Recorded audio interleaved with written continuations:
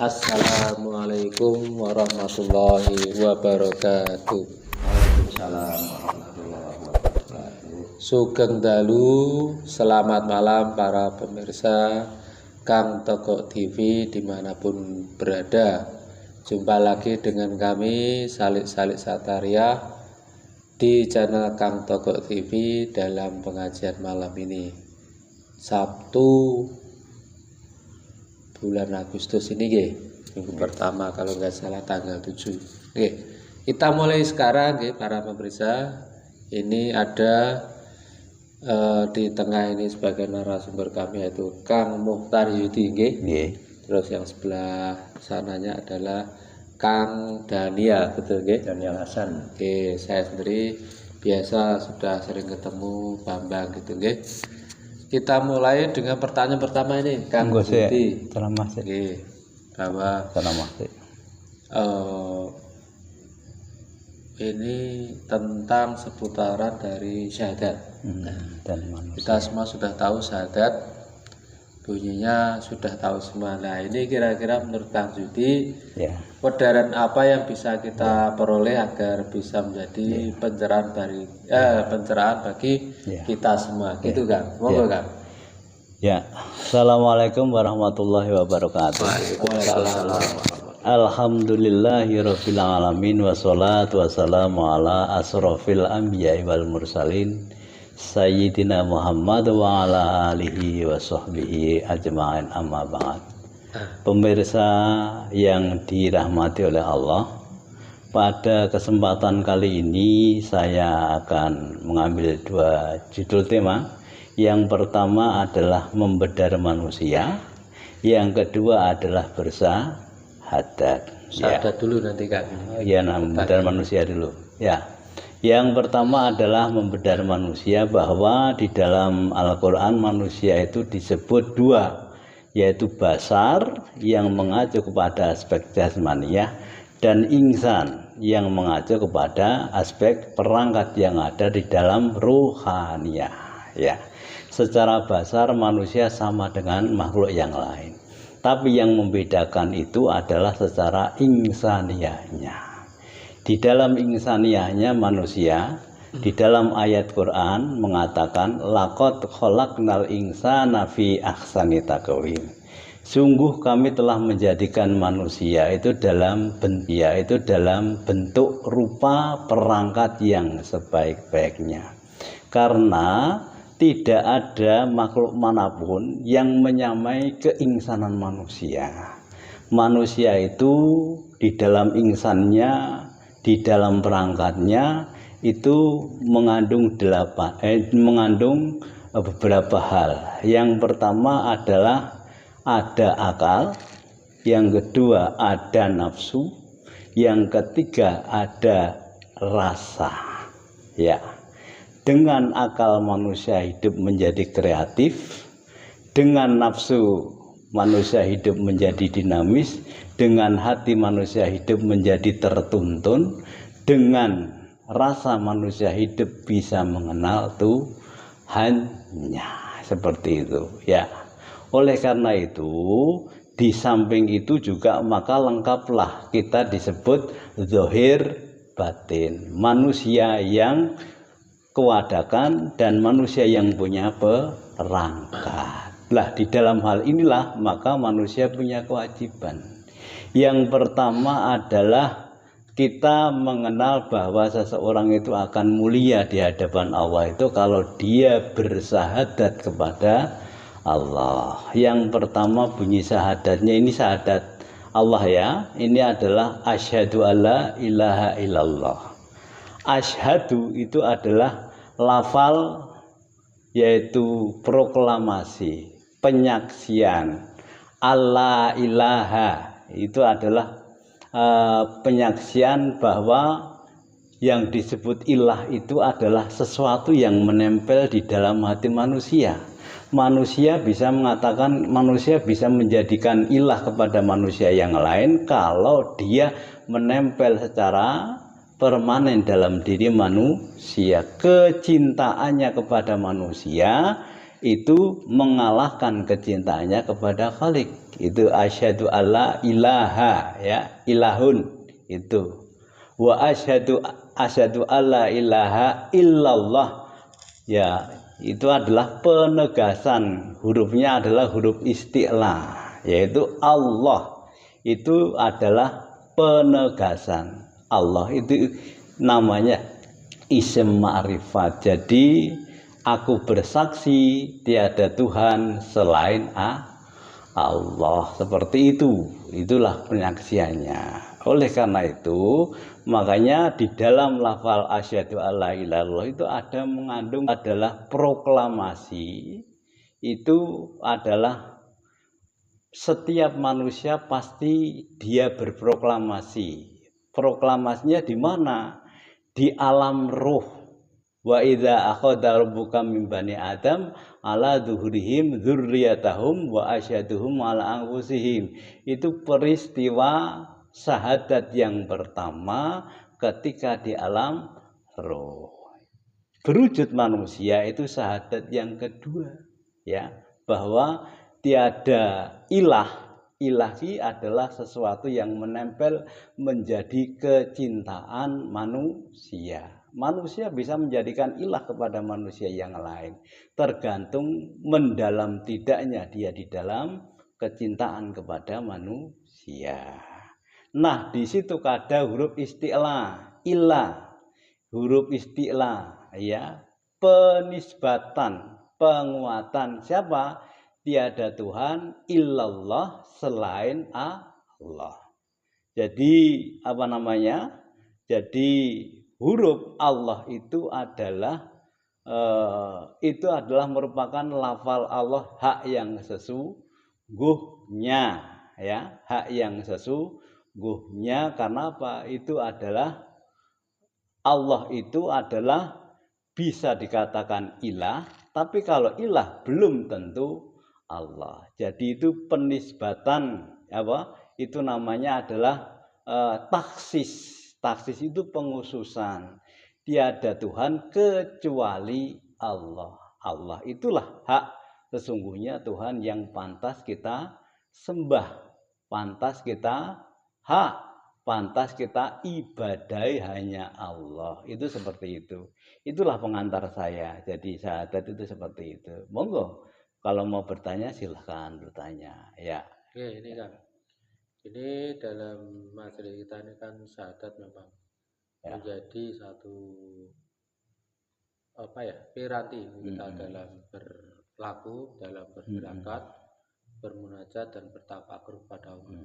Nah, ini kan bisa dijelaskan kepada para pemirsa arti sesungguhnya syahadat itu, karena kan banyak yang tahu syahadat hanya sebuah kata saja atau kalimat saja. Ini mohon diudari Kang, agar nanti pemirsa bisa lebih jelas. Oh, ternyata syahadat fungsinya begini toh dalam kehidupan. Monggo Kang. Baik. Terima kasih Mas Bambang, terima kasih. Diudari Kang, agar nanti pemirsa bisa lebih jelas. Oh, ternyata syahadat fungsinya begini toh dalam kehidupan. Monggo Kang. Baik. Terima kasih Mas Bambang, terima kasih. Bentuk daripada syahadat yang sebenarnya itu adalah bahwa semua yang ada di dunia itu nisbi, tidak langgeng. Yang langgeng itu adalah hanya Allah, kan begitu toh? Itu bentuk syahadat yang murni, itu seperti itu. Oleh karena itu, maka syahadat yang benar itu nanti akan berefek dalam kehidupan kita, berefek di dalam kematian kita, berefek di dalam kehidupan setelah mati. Jadi yang lain itu adalah fata morgana. Yang sesungguhnya bersyahadat itu ketika kita sudah memproklamasikan bahwa Allah itu adalah satu-satunya Tuhan, maka penyembahan yang lain itu menjadi batal, menjadi kufur. Ya, kalau kita sekedar hanya menghormat itu tidak apa-apa. Ketika itu sudah masuk di dalam hati dan menjadi satu-satunya tempat kita berteduh, tempat kita bergantung, maka itu dalam bahasa agama itu sudah menyekutukan yang namanya Tuhan dalam tanda kutip adalah Allah. Itu karena apa? Di situ ada huruf isti'la. Tiada Tuhan kecuali Allah, kan begitu. Allah itu adalah Ismul A'zam, yaitu nama yang besar yang tidak ada sekutu baginya. Kalau ilahun kan yang namanya nakiroh isimnya itu masih apa saja bisa disebut Tuhan.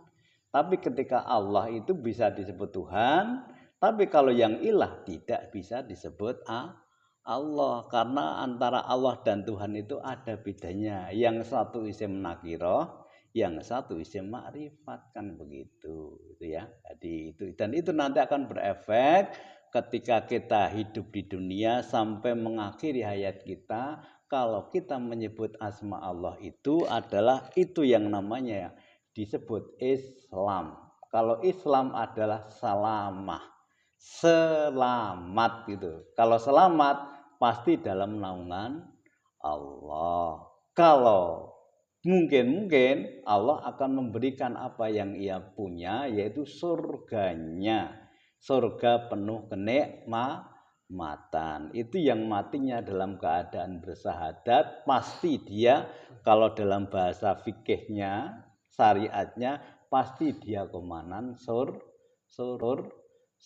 kan seperti itu ya. Nah, itu seperti itu ya. Ya. Terus ini Kang, itu kan kurang lebih tadi dari maknawi ya. Tadi artinya. Nah, ini syahadat dalam kehidupan sehari-hari Kang, bisa dicontohkan Kang? Oh ya, baik.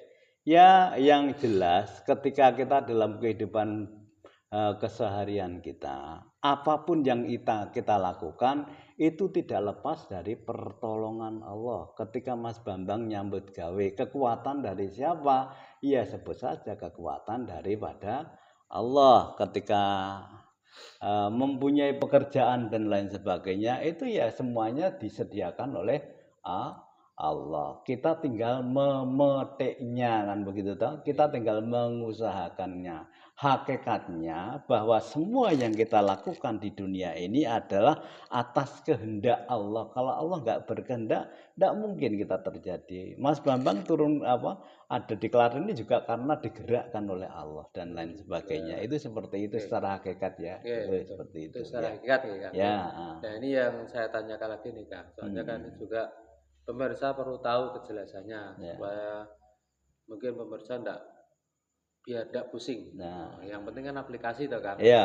Nah, apa yang harus diucap, apa yang harus dilakukan, diamalkan dalam rangka syahadat itu kehidupan sehari-hari itu Kang. Monggo dicontohkan Kang. Ya, baik. Kita kan ketika sudah bersahadat kan kita bisa memetik buah daripada syahadat. Ya toh? Allah itu kan punya sifat, ya toh? Sifatnya Maha Penolong. Makanya kita hidup ketika bersahadat, kita harus banyak menolong apa yang diperbuat Allah dalam sifat itu, ya kalau bisa kita turuti, kan begitu. Allah Maha Adil, makanya dalam sikap kehidupan kita itu adalah kita harus bijaksana, bersikap adil dalam segala hal, seperti itu. Itulah aplikasi dalam kehidupan. Kalau orang itu sudah mensahadati dirinya, menganggap Allah itu yang paling besar dan paling adil atau Asmaul Husna lah begitu, maka kita harus mencoba meniru apapun yang kita lakukan di dunia ini. Semoga dirahmati oleh Allah kalau kita mencoba meniru Asmaul Husna itu. Itu seperti itu. Dalam aplikasi kehidupan itu, jadilah orang sabar karena Allah itu Maha Penyabar. Jadilah orang adil karena Allah itu Maha Adil. Jadilah orang sabar karena Allah itu Maha Penyabar. Jadilah orang adil karena Allah itu Maha Adil. Kan begitu. Ya. Nah, itu seperti itu. Ya. Bisa cukup. Monggo kalau Kang Dani ada pertanyaan silakan dilanjutkan. Saya sedikit mengajukan sedikit pertanyaan Pak Muhtaryudin. Mohon maaf apabila ada sedikit kesalahan atau bagaimana ini. Ini pernah saya mendapatkan satu konsep bahwa awal bedin ma'rifatullah dalam awal daripada agama itu mengenal Allah. Adalah mengenal pada Allah. Nah, ini mungkin apakah ada kaitannya dengan bersyahadat? Kemudian saya kaitkan dengan beberapa dalil yang mungkin sedikit kurang tepat ya. Tapi yang saya tangkap, yang saya ingat bahwa di surat Al-Qaf ayat 16 itu ada sedikit, mungkin ini ya ada kekeliruan sedikit, mohon dimaafkan. Artinya apabila engkau ada yang bertanya tentang aku, katakanlah bahwa aku dekat, bahkan lebih dekat dari urat leher. Nah, di sini saya mengambil penafsiran bahwa urat leher ini di dalam tubuh kita. Berarti Allah itu lebih dekat dengan apa yang ada dalam tubuh kita ini. Nah, terus ada konsep lagi manunggaling kaulah Gusti. Nah, ini sedikit apabila salah menafsirkan sehingga kita akan terpesek dari tauhid nggih.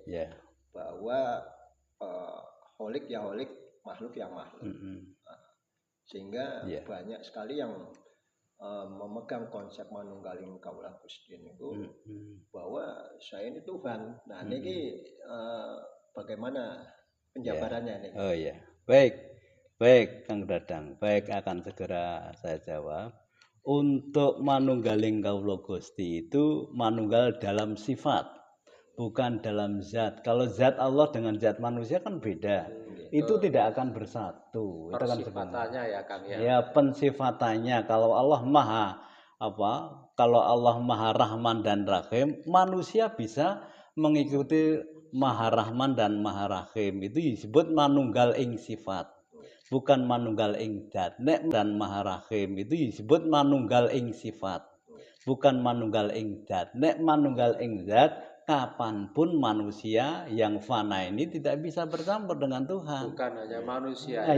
Seluruh yang ada di alam ini tidak bisa menyatu dengan Tuhan. Tapi kalau tentang sifatnya bisa, walaupun tidak sebanding dengan sifat yang ada di Tuhan. Jadi artinya gini ya Kang, boleh saya tambah.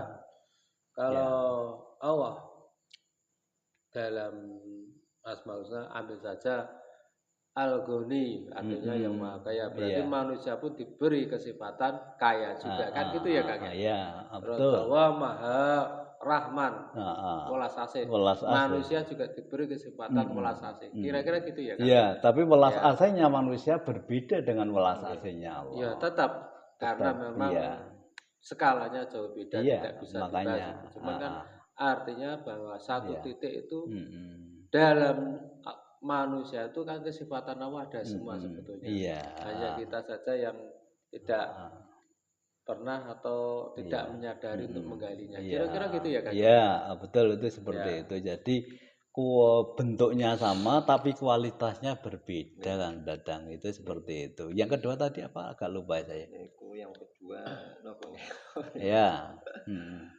ya intinya jadi dalam diri manusia itu dianugerahi 20 sifat Allah.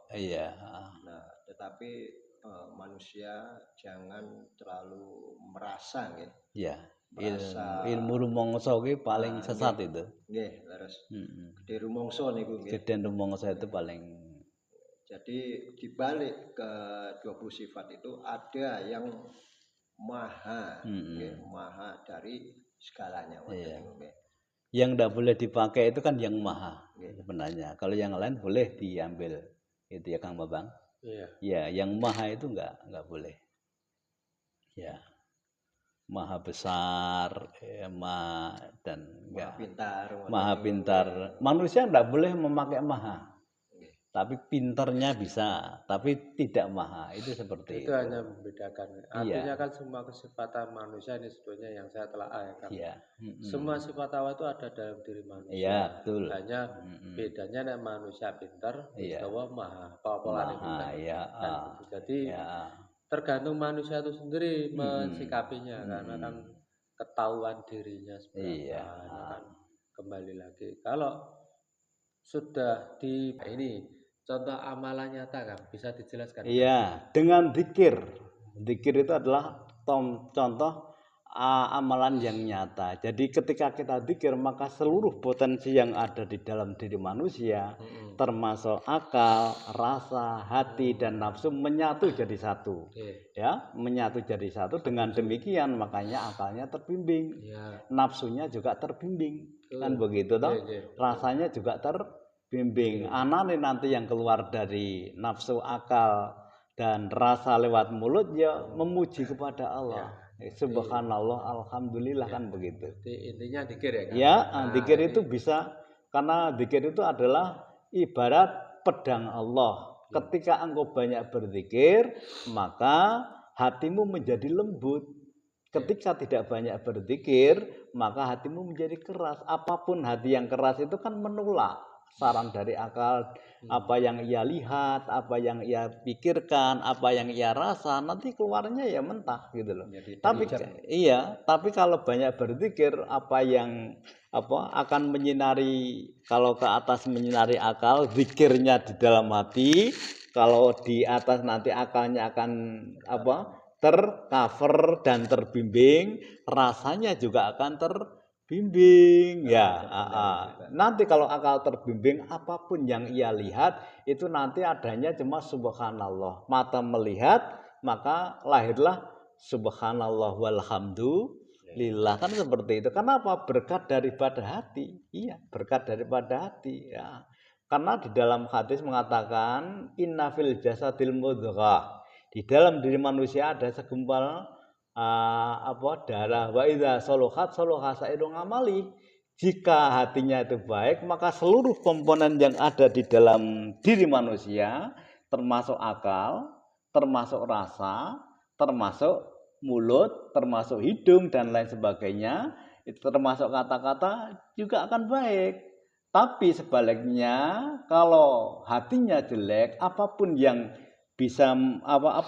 ditangkap oleh akal, nanti kalau masuk ke dalam hati lewat mulut jadi kotor, itu seperti itu. Maka proses pendidikan yang pertama adalah perbaikilah hati, nanti akan menyebar ke seluruh tubuh, kan begitu. Juga. Ya. Jadi intinya pemirsa bahwa intisari dari kenapa harus ada majelis satariyah, terutama ini salah satunya mewakili tarekat ya, kita bukan mengajukan diri harus satariyah, hendak belami zikir dan tata caranya agar hati dan pikiran dalam kehidupan ini bisa tersinkron gitu ya Kang ya. Iya, betul, betul. Karena zikir itu adalah kekuatannya dahsyat sekali. Ketika hati nyambung dengan lafal zikir yang kita ucapkan, nanti akan menjadi bersih hati itu. Banyak berzikir maka sering mencuci hati dan lain sebagainya. Itu dengan demikian kalau hatinya bersih, apapun yang dilakukan oleh akal, oleh telinga, panca indera, semuanya jasad kita akan menjadi baik, kan begitu. Karena apa? Sumbernya cuma satu, yaitu hati. Makanya orang-orang baik itu kan hatinya baik, ya. Seperti itu. Implementasinya dalam gerak tubuh nanti, ya. Ya, itu seperti itu. Satu lagi nih, yang selama ini sering saya pikirkan, yang berkaitan dengan syahadat. Bahwa saya pernah membaca satu ayat Al-Quran yang kira-kira artinya saja gitu. Mungkin tidak lengkap ya, mohon maaf, karena saya bukan penghafal Quran. Tapi intinya saya berusaha memaknai ayat tersebut, kemudian saya ini kan dalam rasa saya ayat tersebut bunyinya kira-kira semacam ini. Tidak ada satu helai daun pun yang jatuh kecuali atas izin Allah. Iya.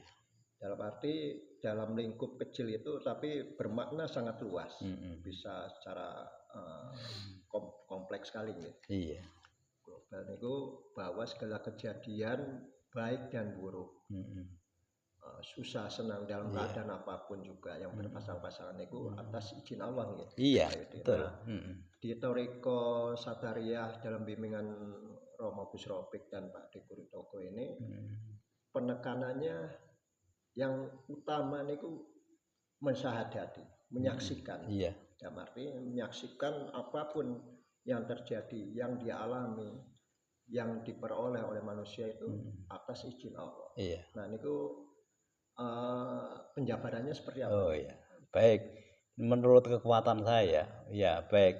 Itu ketika Anda melihat, jadikan penglihatan Anda itu adalah sarana untuk mendekatkan diri kepada Allah, yaitu lalu Anda bilang astagfirullahaladzim, subhanallah subhanallah astagfirullahaladzim atau innalillah, boleh seperti itu. Yang penting pakai gerakan mata kita melihat sesuatu kejadian itu lalu sadar dengan ketuhanan. Di situ itu berarti mata terbimbing. Mata terbimbing itu ketika melihat sesuatu yang efeknya adalah kesadaran tentang ketuhanan. Maka telinga mendengar, apapun yang ia dengar nanti langsung masuk ke dalam hati, nanti timbul yaitu rasa subhanallah, terus innalillah dan alhamdulillah. Itu berarti panca indera kita terbimbing. Karena ada lafal Allah yang masuk di situ gitu loh. Ada lafal Allah yang masuk di situ, bukan sebaliknya. Bukan ketika melihat sesuatu yang jelek kalau kita bilang mulutnya jangkrik dan lain sebagainya, itu namanya penglihatan yang tidak terbimbing, mulut yang tidak terbimbing. Yang mulut dan penglihatan pendengaran yang terbimbing itu ketika menggunakan perangkat itu, lalu hatinya tergetar, lalu mulut mengatakan astagfirullahaladzim, subhanallah, walhamdulillah dan lain sebagainya. Itu sepertinya sehingga dengan demikian pendengaran, penglihatan, rasa kita menjadi manfaat, karena itu menyambung dengan yang maha kuasa. Sesuatu yang tidak bermanfaat itu kan ketika mata melihat yang keluar dari mulutnya, aduh kok begitu ya. Nah, itu kan enggak menyambung itu. Artinya menyambung itu adalah lafal Allah di situ diucapkan di dalam hati, di dalam mulut kita, diresapi di dalam hati, lalu masuk di dalam mulut kita, lalu keluar dengan kata-kata itu. Itu seperti itu. Ya. Pak Bambang masih ada? Iya. Ini saya kira cukup, ini kan sudah cukup lumayan banyak yang sudah kita dapat. Ini baik pemirsa, session kali ini kita sudah dapat banyak penjelasan tentang seputaran dari syahadat, terus juga dari penjelasan tentang manusia itu sendiri. Semoga bisa menjadi pencerahan dan menambah wawasan pemirsa juga kita semua. Kalau ada kebenaran itu datang dari Allah Ta'ala, kalaupun ada kekurangan ya karena kita sebagai manusia masih ada banyak yang kurang lebihnya begitu. Pemirsa, kita akhiri kata, wassalamualaikum warahmatullahi wabarakatuh. Waalaikumsalam. Sampai Pak De. Tidak khawatir lur, awak dhewe isih dipikir para leluhur, ngerti kuwi padha-padha ngawur, tetep obak nganggo